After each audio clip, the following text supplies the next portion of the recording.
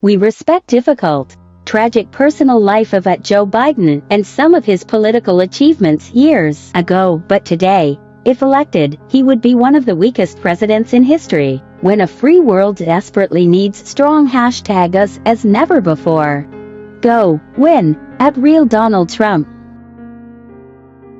It's pretty clear that American people have elected @Real Donald Trump @Mike Pence for #4 more years, more delays and facts denying from #MSM, bigger the final triumph for #POTUS. Congratulations @GOP for strong results across the #us @ITU alliance.